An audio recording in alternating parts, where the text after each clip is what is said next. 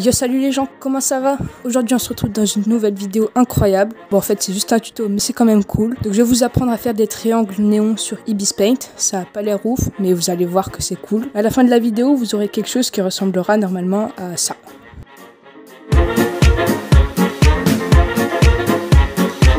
Première étape, choisir une photo bien. Quand je dis une photo bien, c'est choisissez pas une photo comme ça, mais prenez une photo assez sombre pour que l'effet rende mieux. Deuxième étape, allez sur Ibis Paint.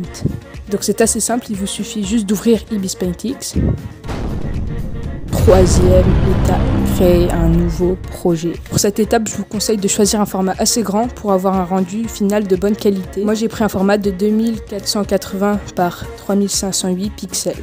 Quatrième étape, ajoutez votre photo. Pour ajouter la photo que vous avez choisie, il suffit d'aller dans les calques et d'appuyer sur l'appareil photo. Puis vous pouvez choisir votre photo et la recadrer au format du projet. Vous pouvez aussi faire pivoter la photo en appuyant sur ce magnifique bouton. Cinquième étape, mettre la photo en noir et blanc. Pour cette étape, vous allez sur le calque de la photo, puis vous appuyez sur le pinceau et vous allez dans les filtres. Ensuite, vous allez dans régler la couleur, puis dans saturation de la luminosité du ton. Vous pouvez réinitialiser les paramètres en appuyant sur ce bouton. Puis vous mettez la saturation à 0. Et là, vous cliquez bien sur la flèche verte pour enregistrer vos paramètres. Et si ça vous fait plaisir, vous pouvez toucher au contraste et à la luminosité de l'image en allant dans luminosité et contraste. Vous appuyez bien sur la flèche verte quand vous avez fini. 5,5e étape, remplir le blanc de l'arrière-plan. Je vous conseille de remplir le blanc d'arrière-plan derrière l'image pour que ça rende mieux. Vous pouvez par exemple dessiner derrière la photo avec les mêmes couleurs. Bon, je vais pas vous faire un tuto pour ça, mais c'est assez simple. Et si ça vous intéresse vraiment, vous pouvez regarder la vidéo qui s'affiche en haut à droite.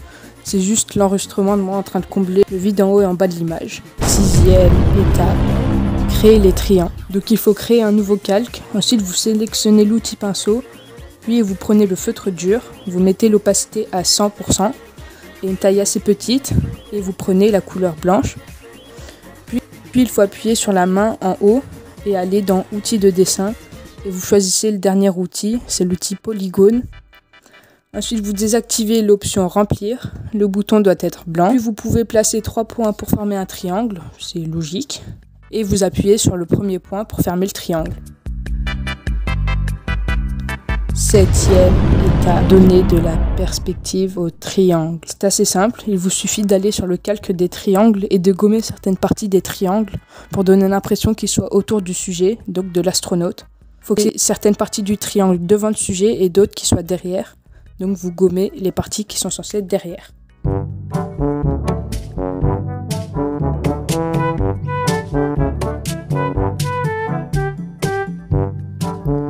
Huitième étape, créer des néons. Huitième étape assez simple, vous restez sur le calque des triangles et allez dans les filtres. Puis vous allez dans style et choisissez lueur extérieure.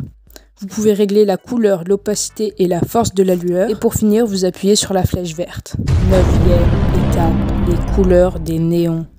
Si vous voulez 2 couleurs de néon, il vous suffit de prendre l'outil lasso, puis d'entourer un des 2 triangles. Puis vous allez dans les filtres, puis dans régler la couleur et dans saturation de la luminosité du ton. Et là, vous pouvez réinitialiser les paramètres et toucher au premier curseur pour changer la couleur du néon. Vous appuyez sur la flèche verte pour enregistrer les modifications. Puis vous faites supprimer la sélection. 10e étape, ajouter des lumières et des lueurs. Vous créez un nouveau calque que vous placez entre le fond et les triangles. Ensuite vous prenez l'outil pinceau et vous prenez l'aérographe triangle. Là vous pouvez régler la taille et l'opacité du pinceau. Puis vous prenez la même couleur qu'un des 2 triangles et vous dessinez les reflets de ce triangle sur l'astronaute. Vous faites ça pour les 2 triangles néons pour donner un effet de lumière qui se propage. Puis vous allez dans les calques et appuyez à l'endroit où il y a écrit normal et vous mettez le mode incrustation. Et là tout de suite vous pouvez voir que les lumières que vous avez ajoutées rendent beaucoup mieux sur l'astronaute. Vous pouvez créer d'autres calques et dessiner des lumières qui viennent de haut en bas ou de gauche à droite avec les mêmes couleurs que les néons. Et vous mettez ces calques en mode incrustation.